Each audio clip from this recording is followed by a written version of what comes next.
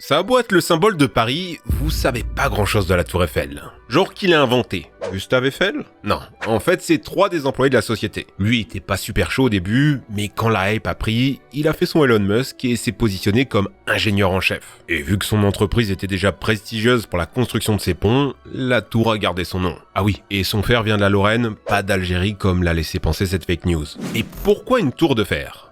Parce qu'il fallait un bâtiment pour impressionner. Londres avait eu le Crystal Palace, Melbourne un palais royal et Barcelone leur propre arc de triomphe. Maintenant la question, pourquoi sur le Champ de Mars? Simplement parce que l'exposition universelle de 1889 s'y déroulait. Par contre, on n'est pas passé loin d'autre chose. Déjà, elle aurait pu finir en plein dans les jardins des Champs-Élysées, en hommage à la première exposition. Ou finir à Londres. Quand les Anglais ont vu qu'on commençait une tour, ils ont essayé de faire pareil. Et en plus grand. On peut encore trouver les designs qui ont été proposés à l'époque, mais ils ont manqué d'argent. Le projet s'est arrêté avant la fin, puis démoli. S'ils avaient réussi, on n'aurait sûrement pas gardé la nôtre. Parce que oui, on était censé la détruire au bout de 20 ans. Sauf qu'elle était trop utile, à la fois pour y mener des études scientifiques, mais aussi comme tour radio. Ainsi, petit à petit, elle est devenue un symbole de Paris. Sa destruction aurait été un drame, on estime aujourd'hui sa valeur à 434 milliards d'euros. Des endroits célèbres qui ont failli ne pas être là où ils sont, il y en a d'autres, et leurs histoires sont tout aussi fascinantes. Le Taj Mahal, une ode à l'amour. Pendant longtemps, l'Inde a été une superpuissance, un royaume de 4 millions de km², presque 8 fois la France, uni sous une seule dynastie pendant plus de 300 ans. Le plus iconique de ses souverains est bien évidemment l'empereur Shah Jahan. Ça veut littéralement dire roi du monde. C'était un chef de guerre respecté. À la mort de son père, il s'empare du trône, exécute tous les opposants, dont son petit frère. Ça va lui permettre de régner en maître incontesté. Avec une armée d'1 million d'hommes, il étend ses frontières, l'Inde devient riche, le plus gros PIB du monde. Passionné d'art, il ordonne la construction de certains des plus beaux monuments du pays, comme la mosquée Jama Masjid, celle de Vezir Khan, les jardins de Shalimar ou le fort rouge de Delhi. Mais derrière ce symbole de puissance, il y avait une femme, Mumtaz Mahal, amie d'enfance de l'empereur, mais surtout amour de sa vie. Elle était cultivée, intelligente, accompagnant l'empereur pendant ses campagnes militaires. C'était sa conseillère et son alliée la plus proche. On la décrivait comme la femme parfaite. L'empereur avait d'autres épouses, mais c'était des mariages politiques. Personne n'égalait Mumtaz. En 1631, alors qu'elle accouche de leur 14e enfant, une hémorragie se déclenche, elle n'y survivra pas. La légende veut que sur son lit de mort, elle demande à son mari de lui construire le plus somptueux des tombeaux. C'est ce que va faire Shah Jahan. Et oui, le Taj Mahal est une tombe. Au départ, l'empereur voulait que ce soit érigé à Burhanpur, le lieu de mort de sa femme. Impossible, la ville était isolée, impossible d'y transporter les pierres. En plus, il voulait que le Taj soit face à une rivière pour voir son reflet. Mais le sol là-bas n'était pas capable de supporter le poids du bâtiment. Il fut alors construit à Agra, la capitale de l'Empire, au bord de la rivière Yamuna, un affluent du Gange. C'était à proximité des carrières de marbre et facile à visiter pour l'empereur. Il faut réaliser l'ampleur du projet. 17 hectares de jardins, bâtiments, sculptures et gravures, avec bien sûr l'iconique tombeau de marbre blanc central. La construction va durer 22 ans, plus de 20 000 esclaves et artisans, ainsi que des centaines d'éléphants y travaillent. Ça va coûter une fortune, entre 30 et 40 millions de roupies de l'époque, autour d'1 milliard de dollars aujourd'hui. Il sera achevé en 1643. Quelques années après, Shah Jahan va tomber malade. Forcé par son fils à laisser le trône, il meurt à l'âge de 74 ans et sera enterré aux côtés de sa femme. Aujourd'hui, le Taj Mahal est ouvert au public. Pour limiter l'attrait touristique, les billets sont vendus 22 fois plus cher pour les étrangers. 14 € contre 63 centimes pour un Indien. Mais tout n'est pas rose. Ces derniers temps, le bâtiment va mal, à cause de la pollution de l'air qui décolore le marbre, mais surtout la pollution de l'eau. La rivière Yamuna étant l'une des pires au monde, les insectes s'y multiplient et attaquent le marbre. Il y a aussi au cœur de nombreuses tensions sociales, entre les religions hindouistes et musulmanes qui se battent pour sa propriété, aussi parce que les femmes indiennes remettent en cause son symbolisme. Même aujourd'hui, la première cause de mortalité chez les jeunes femmes indiennes est l'accouchement, exactement comme la femme de l'empereur, un symbole d'amour aux nombreuses parts d'ombre. Si vous voulez voir d'autres villes aussi belles, c'est possible sur Genshin Impact, le RPG mobile numéro 1 avec des centaines de millions de téléchargements.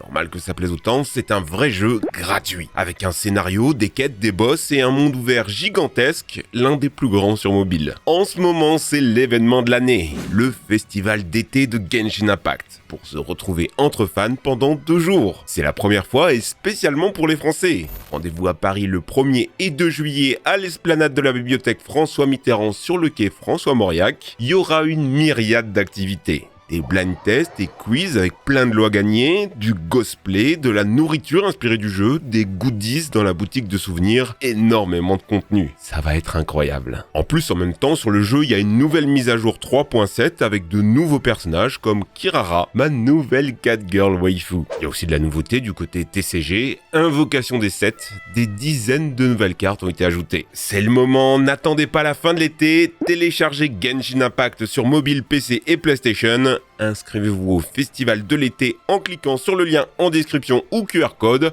on vous attend. Pourquoi la tour de Pise est penchée? Est-ce que ça a une utilité? La commande d'un roi, la vision d'un artiste, ou peut-être un accident pendant la guerre? Rien de tout ça. Si la tour de Pise penche, c'est parce qu'on l'a construit au mauvais endroit, sur un sol composé d'argile et de sable. Quand on sait qu'elle pèse 14 000 tonnes, c'est carrément un miracle qu'elle ne soit jamais tombée. Comment c'est possible d'avoir fait une erreur pareille? En fait, la tour de Pise, c'est un clocher. Si vous l'avez vu qu'en photo, vous le savez sûrement pas, mais elle a été construite juste à côté d'une cathédrale. À l'époque, la ville de Pise, c'était un port important, alors il fallait un bâtiment religieux à la hauteur. Sauf que 6 ans après les débuts des travaux, la tour commence déjà à pencher. À ce moment, on n'en est qu'au 3e étage et elle est déjà 5 cm dans le sol. C'est dû en grande partie aux fondations pas assez profondes. 3 mètres sous le sol, c'est rien. En fait, ce qui va la sauver, c'est la guerre. Pise est en conflit avec d'autres cités, et la construction va s'arrêter pendant 90 ans, ce qui va laisser le temps au sol de stabiliser. À la reprise, les ouvriers vont construire des étages plus grands du côté penché pour compenser visuellement l'inclinaison. C'est pour ça que la tour est un peu courbée. Malheureusement, l'ajout de poids va la faire s'enfoncer de plus belle. La construction va souvent être interrompue pour tenter de trouver des solutions,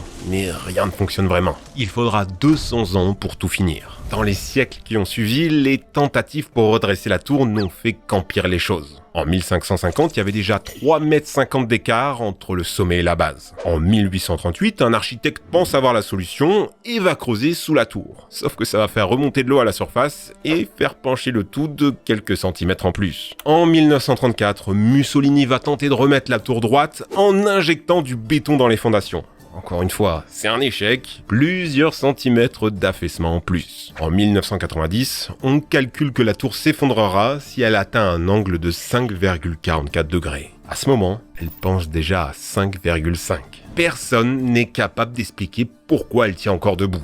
Mais l'urgence est là, la tour est fermée au public. Pour la remettre sur pied, les ingénieurs vont retirer 38 mètres cubes de sol sous la face nord de la tour. Rajouter temporairement 870 tonnes de contrepoids. Non seulement ça va arrêter la chute de la tour, mais elle va aussi se redresser jusqu'à un angle bien plus raisonnable de 4 degrés. Aujourd'hui, il est peu probable de voir la tour de Pise s'effondrer. Le plus gros danger serait un tremblement de terre, il y en a déjà eu dans la région et il n'y a jamais eu de problème. Comment tout ça est possible? Encore un mystère. Jusqu'à ce que des études montrent que la combinaison entre la hauteur, la rigidité de la tour et ses fondations molles font que la structure ne résonne pas avec les tremblements. Ce qui a failli lui causer sa chute lui a certainement sauvé la vie. La zone 51, isolée pour protéger des aliens? En 1989, la chaîne de télévision KLAS diffuse une interview extraordinaire. Bob Lazar, un physicien, vient de révéler ce qui se passe dans la zone 51. Il dit avoir vu des photos d'autopsie aliens, que le gouvernement y étudie des vaisseaux spatiaux. Ça y est, tout le monde connaît la vérité. Sauf qu'évidemment, on ne trouvera jamais aucune preuve de ce qu'il avance. D'ailleurs, il n'a jamais travaillé là-bas et aucune université ne confirme qu'il a véritablement un diplôme de physicien. Mais la rumeur était lancée. Ça fait déjà presque 30 ans que dans la région, les gens disent apercevoir des choses bizarres dans le ciel. Il faudra attendre 25 ans de plus, c'est-à-dire 2013, pour que le gouvernement américain reconnaisse l'existence de cette base militaire secrète. Mais ça, c'est le mythe qu'on aime raconter. En vérité, aujourd'hui, la zone 51 n'a plus beaucoup de secrets. secret, on connaît toute son histoire, notamment grâce à de nombreux documents déclassifiés.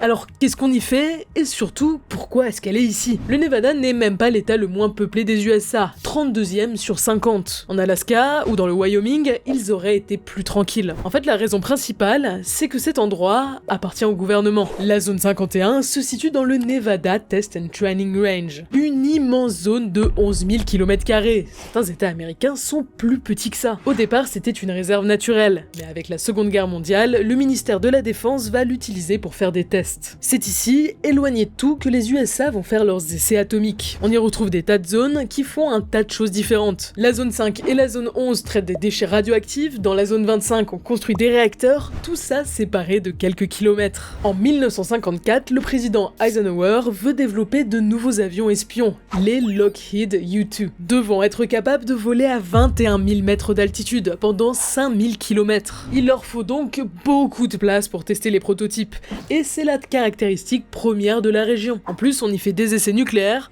donc on risque pas d'être dérangé. Ça, on le sait grâce aux documents déclassifiés. Ça va super bien marcher, du coup, aucune raison de s'arrêter. Tout un tas d'autres avions espions vont y être développés. Avec autant de tests sur des avions secrets, pas étonnant que les habitants de la région aient un peu flippé. Surtout que la plupart des employés sont amenés sur le site discrètement, avec des lignes aériennes réservées spécifiquement pour eux. Même moi, j'aurais trouvé ça louche. L'imaginaire a pris la suite. Les conspirationnistes, X-Files, Stargate, GTA. Aujourd'hui, quand on pense Alien, on pense Zone 51. Il reste quand même un secret. La Zone 51 est encore en activité. Régulièrement, le gouvernement reconnaît des projets ultra secrets, comme ceux de contre-espionnage aérien. Ce qu'on y fait aujourd'hui, personne le sait. Ces icônes de tout un pays. Vous le savez, la Statue de la Liberté a été construite en France par des ingénieurs français pour faire un cadeau aux Américains. On l'aura amenée en bateau, pas en un seul bloc, je vous rassure, elle a été démontée en 350 parties. C'est en 1886 qu'elle est inaugurée sur la petite île de Bedloe à l'entrée de New York, à la place d'un fort militaire. C'est Auguste Bartholdi, le sculpteur de la statue, qui a choisi cet endroit, pour que tous les bateaux puissent l'admirer. On en trouve des centaines de copies tout autour du monde, une quarantaine en France et presque 200 aux États-Unis. Ce que vous ne savez sûrement pas, c'est qu'il y a une autre statue tout aussi iconique et encore une fois l'œuvre de l'ingénieur français. C'est le Christ rédempteur de Rio. Au départ, c'est un projet pour célébrer les 100 ans de l'indépendance du Brésil. Un concours est organisé pour choisir le design et remporté par Heitor da Silva Costa. La statue du Christ devait être en bronze, tenir une croix dans une main et un globe dans l'autre. Sauf qu'il savait pas comment la fabriquer. Alors il va chercher des gens pour l'aider, dont des Français, qui vont redessiner la posture, et on va oublier le bronze. À l'intérieur, ça sera du béton armé, et l'extérieur sera en stéatite, une roche à la fois résistante et facile à façonner. Tout est modelé en argile, grandeur nature, puis envoyé au Brésil par bateau. Leur construction sera plutôt rapide, à peine 5 ans,